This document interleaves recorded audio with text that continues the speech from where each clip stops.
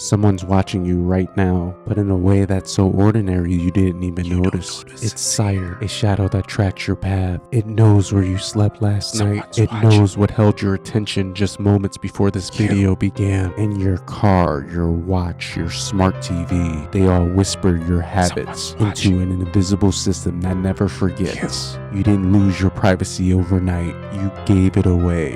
One app, one click, one I agree at a time. And the scariest part, you didn't trade it for money. You traded it for convenience. We have to understand the beginning. The seed of the problem wasn't malice. It was just a little help. In the late 1990s, when the internet started to hum, a small piece of code was born, the cookie. It was made to be helpful. We accepted it. For the most part, it made the web easier. But that cookie wasn't just remembering your login. It was planting a tracker. This was the first gentle handshake with the system. He gave away the first right to be forgotten, simply to avoid retyping usernames. Then, 2007, the small screen arrives. Suddenly, the internet is no longer confined to a desk. It's in your pocket and it's always on. This was the moment convenience became addictive. We got free email, free maps, free social media, but free is expensive. The product wasn't the app. The product was us. The system began to feed, and we were on all-you-can-eat buffet. In the early 2010s, data collections exploded, growing exponentially. Year after year, we now generate over 400 million terabytes of data every single day. Today, across the globe, over 8.5 billion Google searches are processed daily. Every time you ask a search engine a question, you aren't just sending a request for information, you're creating a digital fingerprint of your mind.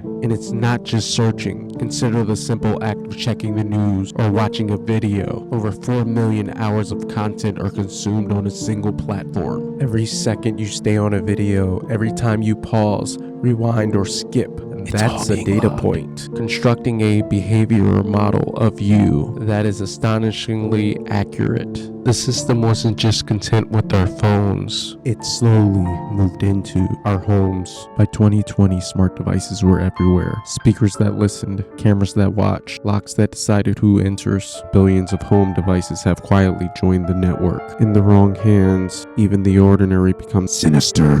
But not all watchers are unseen. There is a digital gallery of forgotten security, and it's a website called Instacam. This site has tens of thousands of live feeds, all from IPs that had the factory default password. Anyone in the world could peek through your digital window, and you would never even know they were there. The system didn't steal your site.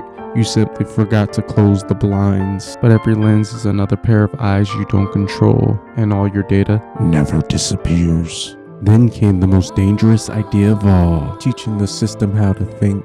The algorithm doesn't just see data. It sees patterns, and those patterns tell stories. A young woman once started buying unscented lotion and vitamins. Target's algorithm noticed and predicted she was pregnant before she even knew. Her family found out when coupons for baby products arrived in the mail. That was over a decade ago. Now emotion recognition algorithms read your tone, and they use that information to keep you hooked. Every major platform now uses AI-driven recommendations. They don't just guess what you want to see, they decide what you should see. These systems shape what billions experience every day. Your curiosity isn't random anymore. It's directed. They tell you it's barely profitable, but listen closely. The insurance firms, the advertisers, the cold calculating HR systems, they are all feeding the same truth. They use the behavioral models not to help, but to determine your worth. Research confirms it. When aggregated, these trails reveal your deepest, most sensitive secrets, your political inclinations, the fractured map of your personality, the dark proxies of your health. That power is not just vast, it's monstrous. And you can try to hide, you can try to run, but in the echoing darkness of the servers, one truth remains: they know. And while we scroll, the watchers evolve. Police departments tap into live camera networks and license plate readers. Cities integrate drones, facial recognition, and predictive software. But safety has always been the most convenient disguise for control. And control doesn't need your cameras anymore. It just needs data. Because the truth is, your privacy didn't die with surveillance. It was murdered by marketing. Every app you download, every every loyalty card you scan, every accept all cookies, they all feed the same beast. $1 trillion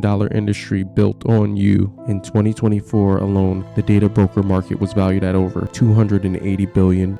These aren't small companies, they're silent giants. They trade your information like currency. Data is bundled and auctioned in milliseconds through what's called real-time bidding. In 2023, the Washington Post revealed that major ad networks were secretly collecting reproductive health data from women's phone. After the story broke, federal regulators launched investigations. But the truth, the data was already sold, already profiled, already absorbed in the machine. The average American's data is traded over 700 times a day, and most don't even know it. They tell you it's for better ads, but the system no longer sells products, it sells predictions. Companies like Meta, Google, and Amazon compete not to understand what you've done, but to predict what you'll do next. In 2024, a leaked internal document showed that major tech firms tested models that could anticipate emotional states within seconds of scrolling. Happy users stayed longer, anxious users clicked faster. Anger, fear, and outrage, they became fuel for engagement. The algorithm isn't just watching, it's feeding. This economy of attention has no limits. Health insurers analyze grocery purchases for potential lifestyle costs. Streaming platforms adjust their content for your mood. By 2025, the global behavioral analytics market surpassed $450 billion, growing faster than almost any other sector. We've turned the human experience into a data stream.